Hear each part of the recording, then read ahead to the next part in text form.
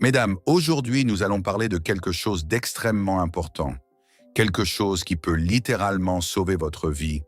Mais avant de commencer, permettez-moi de vous rappeler ce qu'est vraiment l'amour. L'amour, c'est la paix. L'amour, c'est l'harmonie. L'amour, c'est une symphonie. C'est un lieu où deux personnes peuvent s'épanouir ensemble, où ils grandissent ensemble, où ils se soutiennent mutuellement. L'amour, c'est la douceur, la tendresse, le respect, la protection. L'amour ne blesse pas. L'amour ne détruit pas. L'amour ne fait pas mal. Mais il y a un phénomène qui se passe dans le monde aujourd'hui. Un phénomène grave, un phénomène dangereux. Il y a des jeunes hommes qui prétendent aimer une femme, qui sont en relation avec elle. Et dès le début de la relation, cet homme commence à la battre. Oui, vous m'avez bien entendu.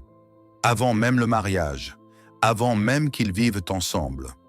Pendant qu'ils sont encore en train de se fréquenter, l'homme bat la femme, c'est quelque chose de vraiment grave. Parce que ce n'est pas logique, ce n'est pas normal, et c'est extrêmement dangereux. Avant d'aller plus loin, je vous demande de vous abonner à la chaîne, de liker cette vidéo, de la partager avec d'autres femmes et de laisser un commentaire. Cette vidéo peut sauver une vie, peut-être la vôtre, peut-être celle de votre ami, peut-être celle de votre sœur. Commençons. Partie 1. Le problème, la violence avant le mariage. Mesdames, écoutez-moi attentivement. Quand deux personnes s'aiment, quand ils sont dans une relation, il ne devrait jamais y avoir de violence. Jamais. L'amour et la violence sont incompatibles. Ce sont deux opposés complets. Si un homme vous aime vraiment, il vous protège. Il prend soin de vous. Il vous traite avec douceur et respect. Il ne vous frappe pas. Il ne vous gifle pas. Il ne vous pousse pas. Il ne vous secoue pas. Il ne lève jamais la main sur vous. Mais malheureusement, il y a des hommes qui font exactement cela, même avant le mariage. Pendant qu'ils vous font encore la cour, pendant qu'ils vous disent « je t'aime », pendant qu'ils prétendent vouloir construire un avenir avec vous, ils vous frappent. Partie 2. La question qui doit vous réveiller. Mesdames, si vous êtes dans une relation avec un jeune homme et qu'il vous bat, vous devez vous poser une question très importante. Une question qui peut changer votre vie. Voici la question. Si cet homme me bat maintenant, alors que nous ne sommes même pas encore mariés, alors que nous ne vivons même pas encore ensemble, quel genre de relation aurions-nous quand nous serons dans la même maison? Réfléchissez à cela. Vous n'êtes pas encore mariés. Il n'a pas encore les responsabilités complètes d'un mari. Il n'a pas encore le stress de payer toutes les factures, de gérer une maison, d'élever des enfants. Et pourtant, il vous bat déjà. Imaginez ce que ce sera quand vous serez mariés, quand vous vivrez ensemble, quand le stress de la vie quotidienne s'ajoutera, quand il y aura des factures à payer, des enfants à élever, des problèmes à résoudre. S'il vous bat maintenant, quand tout est encore relativement facile, qu'est-ce qu'il vous fera quand les vraies difficultés de la vie arriveront? La réponse est simple et terrifiante. Ce sera pire. Beaucoup pire. Partie 3. Pourquoi ces hommes frappent? La jalousie. Mesdames, vous devez comprendre pourquoi ces hommes agissent de cette façon. Souvent, c'est la jalousie qui fait qu'ils se comportent ainsi. Une jalousie maladive, une jalousie toxique, une jalousie qui n'est pas normale. Vous parlez à un collègue de travail, il devient furieux et vous frappe. Vous riez avec un ami, il vous accuse et vous gifle. Vous portez une belle robe, il dit que vous voulez attirer d'autres hommes et il vous maltraite. Vous mettez trop de temps à répondre à son message, il arrive chez vous en colère et devient violent. Cette jalousie vient d'une insécurité profonde en lui, d'un manque de confiance en soi, d'une peur de vous perdre. Mais au lieu de gérer cette insécurité de manière saine, au lieu de communiquer avec vous, au lieu de travailler sur lui-même, il devient violent.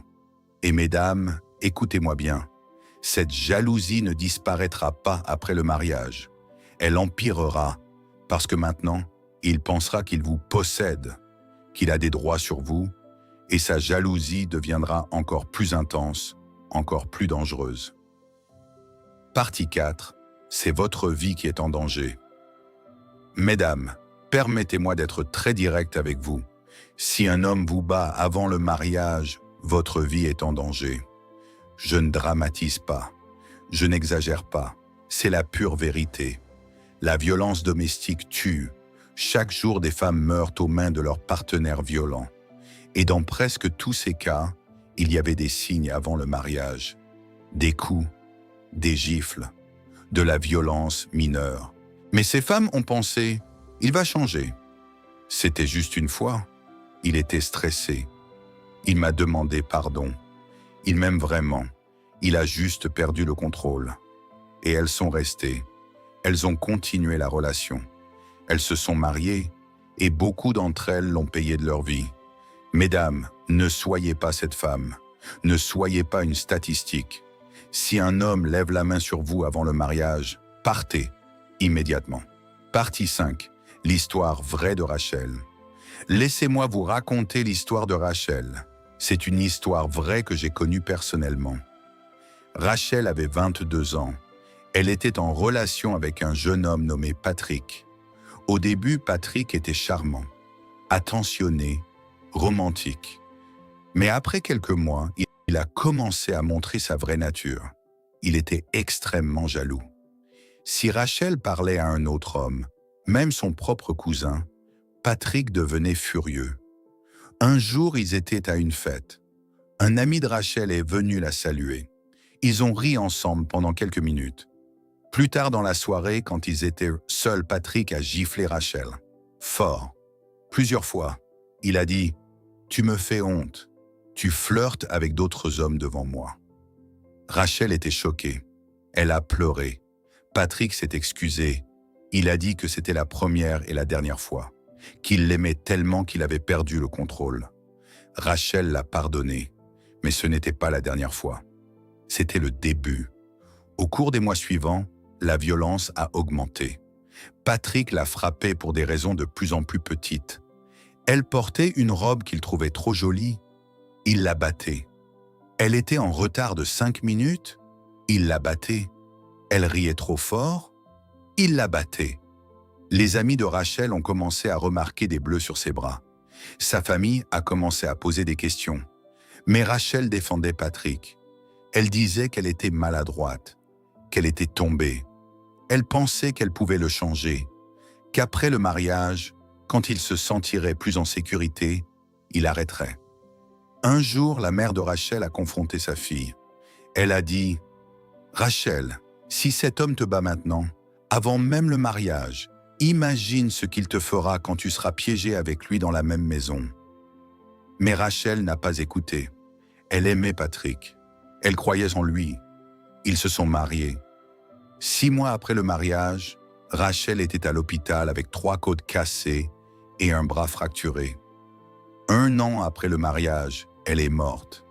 Patrick l'a battue si violemment qu'elle est morte de ses blessures. Cette histoire est vraie et elle se répète encore et encore dans la vie de tant de femmes. Partie 6. Les excuses qu'il donnera. Mesdames, permettez-moi de vous dire quelque chose d'important. Si un homme vous frappe, il aura toujours des excuses. J'étais stressé. Tu m'as provoqué. Je ne voulais pas. C'est juste arrivé. Je t'aime tellement que je perds le contrôle. C'est la première et la dernière fois. Je vais changer, je te le promets. Ce sont toutes des excuses, des mensonges. La vérité, c'est que personne ne perd le contrôle et frappe quelqu'un par accident. C'est un choix. Il choisit de vous frapper. La vérité, c'est que vous ne l'avez pas provoqué. Rien, absolument rien, ne justifie la violence. La vérité, c'est que s'il vous aime vraiment, il ne vous frapperait jamais. L'amour ne frappe pas. La vérité, c'est que ce ne sera pas la dernière fois. La violence augmente toujours avec le temps. La vérité, c'est qu'il ne changera probablement pas. Les hommes violents changent rarement sans aide professionnelle intensive. Et même avec cette aide, c'est difficile. Partie 7. Soyez prudente. Les signes avant-coureurs. Mesdames, voici les signes avant-coureurs qu'un homme peut devenir violent. Jalousie excessive. Il veut savoir où vous êtes à chaque minute. Il vous accuse de flirter avec d'autres hommes sans raison. Isolement. Il veut vous séparer de vos amis et de votre famille. Il dit qu'ils sont une mauvaise influence. Contrôle. Il veut contrôler ce que vous portez, où vous allez, avec qui vous parlez, ce que vous mangez. Colère explosive. Il a des accès de colère disproportionnés pour des petites choses. Il casse des objets, il crie, blâme. Il ne prend jamais ses responsabilités. Tout est toujours la faute de quelqu'un d'autre. Changement rapide d'humeur. Il est charmant une minute, furieux la suivante. Violence envers les autres. Il maltraite les animaux. Il se bat avec d'autres personnes. Il est violent dans ses paroles. Si vous voyez ces signes, partez, avant qu'il ne devienne physiquement violent. Et s'il est déjà devenu physiquement violent, partez immédiatement. Partie 8. Je sais que c'est difficile de partir.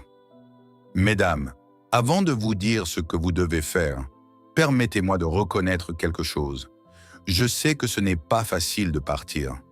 Je sais que vous l'aimez.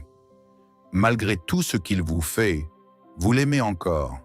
Et cet amour rend la décision de partir extrêmement difficile.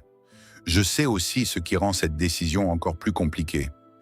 La relation intime que vous avez avec lui, la façon dont il vous touche, les moments d'intimité physique que vous partagez. Ces moments créent un lien émotionnel très profond, un lien qui est difficile à briser. L'intimité physique n'est pas juste physique. Elle crée des connexions émotionnelles puissantes. Elle vous attache à lui d'une manière que vous ne pouvez pas toujours expliquer. Et je sais que l'habitude aussi rend difficile de partir. Vous avez l'habitude d'être avec lui, l'habitude de lui parler chaque jour, l'habitude de dormir à ses côtés, l'habitude de partager votre vie avec lui. Briser ces habitudes, c'est comme arracher une partie de vous-même. C'est douloureux, c'est déstabilisant. Et puis, il y a le temps que vous avez investi, les mois, les années peut-être, toutes ces années de votre vie que vous avez données à cette relation. Partir, c'est comme admettre que tout ce temps était gâché. Et c'est une pilule difficile à avaler. Je comprends tout cela, mesdames. Vraiment. Mais voici ce que je veux que vous compreniez. Votre vie est plus importante que tout cela. Plus importante que l'amour que vous ressentez pour lui. Plus importante que le lien créé par l'intimité physique. Plus importante que l'habitude et le confort de la routine. Plus importante que les années que vous avez investies. Votre vie est précieuse. Votre sécurité est précieuse. Votre avenir est précieux. Et si vous restez avec un homme violent, vous risquez de perdre tout cela. Il vaut mieux avoir le cœur brisé aujourd'hui que d'être morte demain. Il vaut mieux souffrir de la séparation maintenant que de souffrir de la violence pour le reste de votre vie. Il vaut mieux être seul et en sécurité que d'être en couple et en danger. Je sais que c'est difficile, mais vous êtes forte, vous pouvez le faire, et vous méritez mieux que cela. Vous méritez un homme qui vous aime sans vous blesser, qui vous respecte sans vous frapper, qui vous protège au lieu de vous mettre en danger. Partie 9. Ce que vous devez faire. Si vous êtes dans une relation avec un homme qui vous bat, voici ce que vous devez faire. Premièrement, partez. Quittez cette relation, immédiatement. Je sais que ce n'est pas facile. Je sais que vous l'aimerez peut-être. Je sais que vous espérez qu'il changera. Mais votre vie est plus importante que cette relation. Votre sécurité est plus importante que votre amour pour lui. Deuxièmement, parlez-en à quelqu'un, à votre famille, à vos amis, à un guide spirituel, à un conseiller. Ne gardez pas cela secret. La violence domestique prospère dans le secret. Quand vous en parlez, vous brisez le pouvoir qu'il a sur vous. Troisièmement, ne revenez pas. Même s'il pleure, même s'il promet de changer, même s'il vous supplie, les hommes violents promettent toujours de changer. Et parfois, ils changent temporairement. Mais dans la grande majorité des cas, la violence revient. Et elle est pire qu'avant. Quatrièmement, si nécessaire, obtenir de l'aide légale. Une ordonnance de protection. Contactez les autorités. Cinquièmement, guérissez. Parlez à un thérapeute ou un conseiller qui comprend la violence domestique. Entourez-vous de gens qui vous soutiennent. Et mesdames, permettez-moi d'ajouter quelque chose de très important avant de continuer. Ça n'a pas de sens quand vous aimez quelqu'un, quand vous êtes en relation avec lui et que vous avez une autre relation à côté, une relation parallèle, un autre homme. Vous savez très bien que cela va créer de la jalousie. Vous savez que cela peut vous causer des problèmes graves. Et pourtant, certaines femmes font cela quand même. L'amour est sacré. Pensez à cela. L'amour demande la fidélité, la loyauté, le respect mutuel. Maintenant, écoutez-moi bien. Même si vous avez une autre relation, même si vous n'êtes pas fidèle, ce n'est pas normal qu'un homme vous frappe pour cela. Ce n'est pas une excuse pour la violence. Jamais. Mais mesdames, pensez au respect de vous-même. Si vous voulez qu'un homme vous respecte, vous devez vous respecter vous-même d'abord. Si vous êtes dans une relation et que vous n'êtes pas heureuse, si vous voulez être avec quelqu'un d'autre, faites la chose honorable. Terminez votre relation actuelle d'abord. Partez proprement, avec dignité. Ne créez pas de situation où la jalousie et les conflits sont inévitables. Parce que même si un homme n'a jamais le droit de vous frapper, vous n'avez pas non plus le droit de manquer de respect à une relation que vous avez choisie. Soyez honnête, soyez fidèle, ou partez. Mais ne jouez pas avec les émotions des gens. Partie 10. Un message aux hommes. Et messieurs, si vous écoutez cette vidéo, permettez-moi de vous dire quelque chose. Si vous frappez une femme, vous n'êtes pas un homme. Vous êtes un lâche. Un vrai homme protège. Il ne blesse pas. Un vrai homme contrôle sa colère. Il ne laisse pas sa colère le contrôler. Un vrai homme résout les problèmes avec des mots, pas avec ses poings. Messieurs, laissez-moi vous donner un autre exemple. Un exemple de la nature. Quand vous observez la nature, est-ce que vous voyez les pigeons mâles se battre avec les pigeons femelles? Est-ce que vous voyez les mâles maltraiter les femelles? Non. Vous ne voyez pas cela. Maintenant, imaginez. Les animaux agissent par instinct. Ils n'ont pas de raison. Ils n'ont pas de conscience comme nous. Et pourtant, ils ne battent pas leurs femelles. Nous avons la raison. Nous avons une conscience. Nous pouvons réfléchir. Nous pouvons contrôler nos actions. Alors ça n'a pas de sens que nous agissons de cette façon. Ça n'a pas de sens que nous soyons pires que les animaux. Et permettez-moi de vous rappeler quelque chose d'important, quelque chose de sacré. Vous vous souvenez de ce qui est écrit dans les textes sacrés? Quand Dieu a créé la femme, il a endormi Adam. Il a pris une côte d'Adam pour créer Ève. Une côte. Pas un os du pied pour qu'elle soit en dessous de lui. Pas un os de la tête pour qu'elle soit au-dessus de lui. Une côte, du côté. Pour qu'elle soit à ses côtés, également.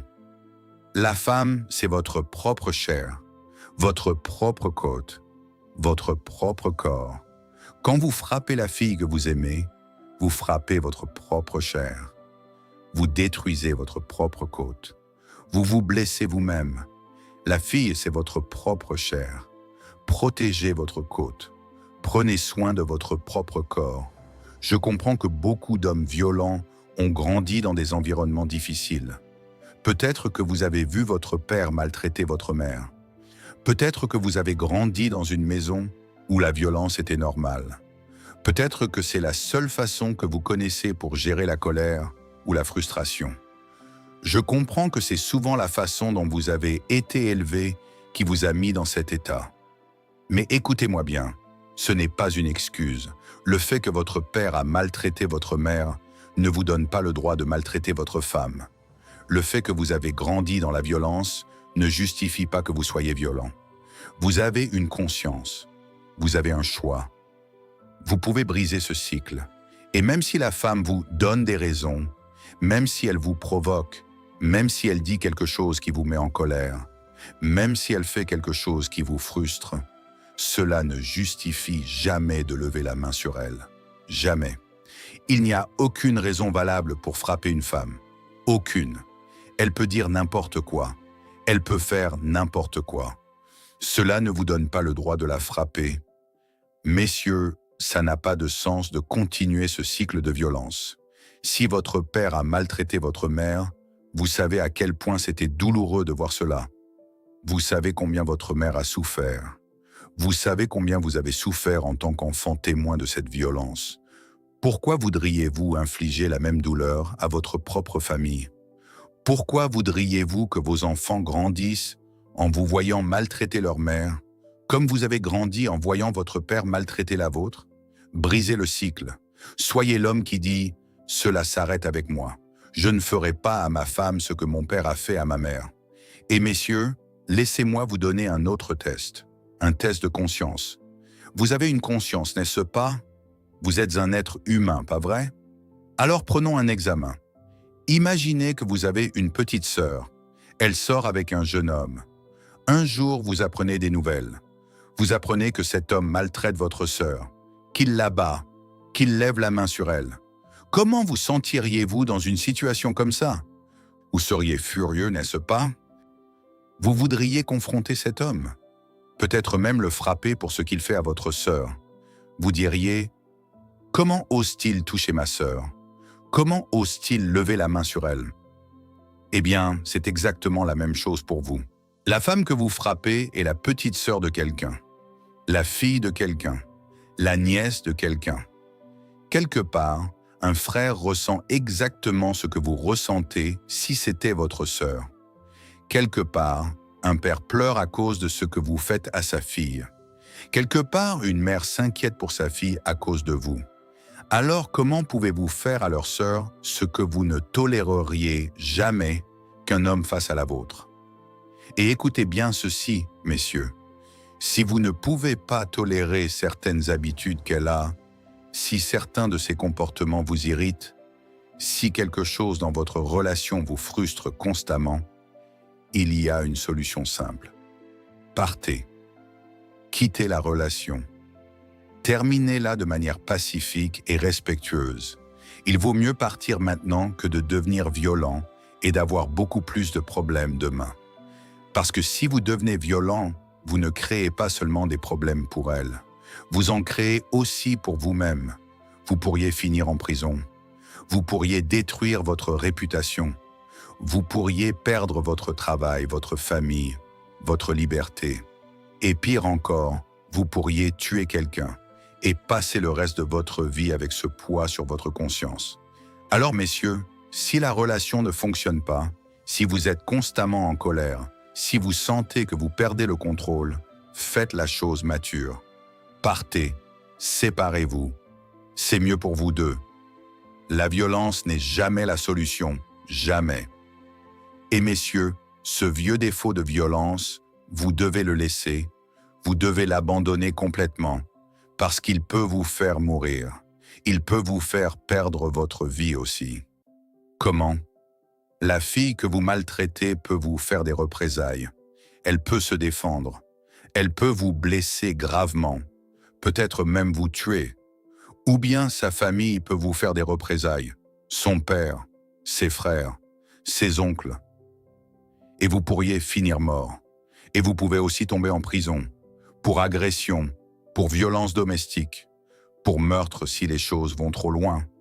Votre vie peut être détruite à cause de ce défaut.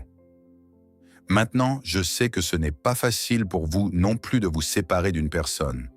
Je sais ça, vraiment. Je sais ce qu'est l'attachement. Je sais ce que les hormones peuvent nous faire sentir quand on se sépare de quelqu'un qu'on aime. C'est difficile, c'est douloureux. Je comprends ça. Mais écoutez-moi bien, il vaut 3 fois mieux avoir une séparation maintenant, plutôt que les choses deviennent pires plus tard. Mieux vaut avoir le cœur brisé aujourd'hui que d'être en prison demain. Mieux vaut souffrir de la séparation maintenant que de perdre votre vie plus tard. Mieux vaut être seul et libre que d'être marié et enfermé. Oui, c'est difficile de partir, mais c'est beaucoup plus difficile de vivre avec les conséquences de la violence. Alors faites le bon choix, le choix mature, le choix d'homme. Si vous ne pouvez pas contrôler votre violence, partez avant qu'il ne soit trop tard. Si vous avez frappé une femme, Arrêtez, maintenant. Demandez de l'aide professionnelle. Allez voir un thérapeute qui traite la violence domestique et les problèmes de gestion de la colère. Messieurs, si vous voyez que vous avez de vieux défauts de violence à la maison, si vous avez cette mauvaise habitude, il est vraiment bon pour vous de visiter un psychologue, pour vous aider à vous débarrasser de ces mauvaises habitudes. Ce n'est pas une honte de demander de l'aide. C'est au contraire un signe de force, un signe que vous voulez devenir meilleur. Apprenez des moyens sains de gérer votre frustration et votre colère. Apprenez à communiquer avec des mots au lieu de vos poings. Ne vous mariez pas tant que vous n'avez pas réglé ce problème. Vous mettriez la vie de votre future femme en danger. Et messieurs, rappelez-vous ceci. Soyez sages. La relation n'est pas une jungle. Ce n'est pas un endroit où il y a des bêtes féroces qui se battent pour la domination. Ce n'est pas un lieu où le plus fort domine et écrase les autres. La relation, c'est un lieu d'amour, un lieu de respect mutuel, un lieu d'égalité, pas un lieu de domination. Vous n'êtes pas un animal sauvage dans la jungle. Vous êtes un être humain avec une conscience, avec une raison, avec un cœur. Soyez sage dans vos actions. Soyez sage dans vos décisions. Soyez sage dans la façon dont vous traitez la femme que vous aimez. Parce qu'un homme sage construit sa maison, mais un homme insensé la détruit de ses propres mains. Et rappelez-vous, vous n'êtes pas votre père. Vous pouvez choisir un chemin différent. Vous pouvez être un homme meilleur. En conclusion, mesdames, je vais être très clair avec vous. Si un homme vous bat avant le mariage, il vous battra après le mariage. Probablement pire. S'il est jaloux et violent maintenant, il sera jaloux et violent quand vous serez mariés. Et cela ne fera qu'empirer. S'il dit qu'il va changer, il ne changera probablement pas. Du moins, pas sans aide professionnelle intensive. Votre vie vaut plus que cette relation. Votre sécurité vaut plus que l'espoir qu'il changera un jour. L'amour, c'est la paix. L'amour, c'est l'harmonie. L'amour, c'est une symphonie. L'amour ne frappe pas. L'amour ne blesse pas. L'amour ne fait pas mal. Si un homme vous aime vraiment, il vous traite avec douceur, respect et tendresse. Toujours, soyez prudente, soyez vigilante. Et si vous êtes dans une relation violente, partez avant qu'il ne soit trop tard. Votre vie est précieuse. Ne la mettez pas en danger pour un homme qui ne sait pas vous traiter avec le respect que vous méritez. Si cette vidéo vous a aidé, si vous connaissez une femme dans une relation violente, abonnez-vous à la chaîne, likez, partagez cette vidéo avec elle et laissez un commentaire. Ensemble, nous pouvons sauver des vies. Que Dieu vous protège et vous donne la force de partir si vous êtes dans cette situation. Merci de m'avoir écouté.